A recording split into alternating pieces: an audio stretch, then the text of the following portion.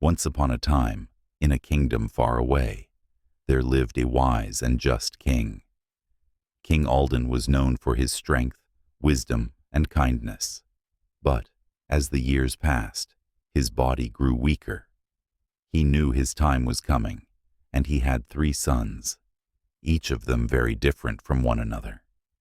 His heart was heavy, because, though they were all capable in their own ways, he wasn't sure who would be fit to inherit his throne.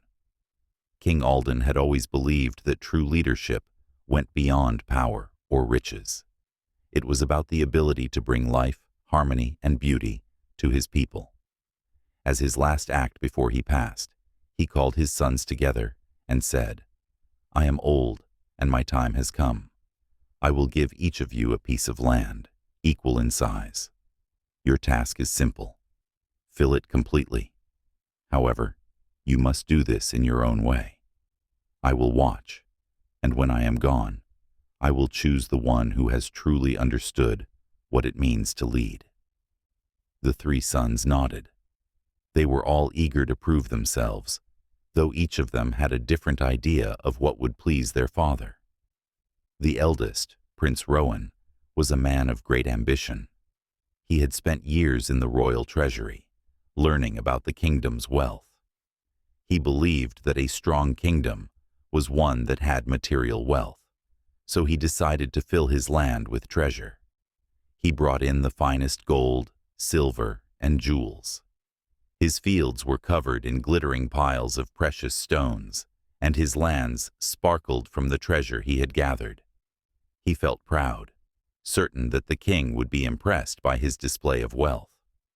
The middle son, Prince Cedric, was a man of power.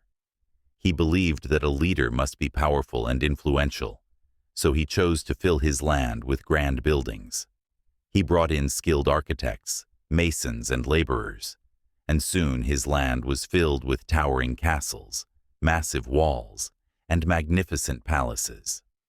He thought to himself, "What better way to show my worth than with grand structures that command respect?" He knew the king would approve of his show of strength and authority. The youngest son, Prince Lucas, was unlike his brothers. He was gentle, thoughtful, and had always been more in tune with the world around him. While his brothers were focused on wealth and power, Lucas had always admired the simple beauty of nature. He believed that a true kingdom should be full of life, beauty, and joy. So, instead of filling his land with gold or stone, he filled it with flowers. He brought in seeds from all over the kingdom, planting vibrant flowers of every color. Fields of tulips, roses, daisies, and lilies bloomed under the sun. He planted trees that would one day bear fruit, and he even filled the air with the scent of lavender and jasmine. It was a land of beauty, warmth, and life. Weeks passed, and King Alden, though frail, kept a close watch on his sons. Each prince had worked tirelessly on his land, believing he was fulfilling the king's wish. Finally, the day came when the king called them together to see their work. Prince Rowan stood proudly next to his glittering piles of treasure. "Father, I have filled the land with wealth. Gold, silver, and jewels are everywhere. The land shines with the promise of prosperity. This is what a kingdom needs: riches and abundance." Prince Cedric stood next to his towering castles and imposing walls. "Father, I have filled the land with strength and power. These grand structures will stand for centuries, a symbol of the kingdom's might. A kingdom must have power to protect and command respect." Finally, Prince Lucas stood before his blooming land. The air was filled with the fragrance of flowers, and the bright colors of the blooms danced in the breeze. He smiled gently and said, "Father, I have filled the land with life and beauty. A kingdom must be full of joy, peace, and love. It must be a place where all can find hope and happiness." King Alden listened to each son's words, and as he did, A deep sadness filled his heart.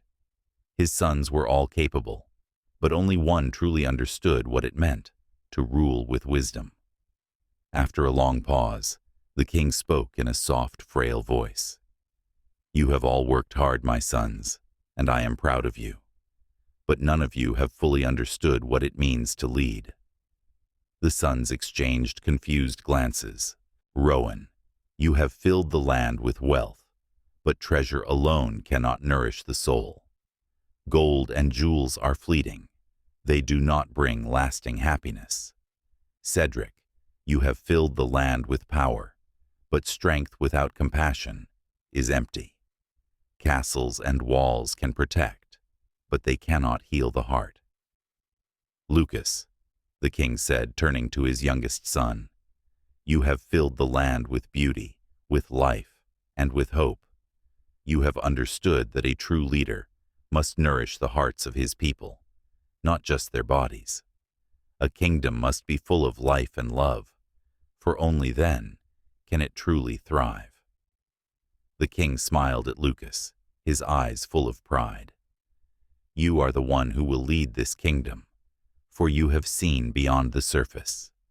A kingdom that is full of beauty and life is a kingdom that will endure."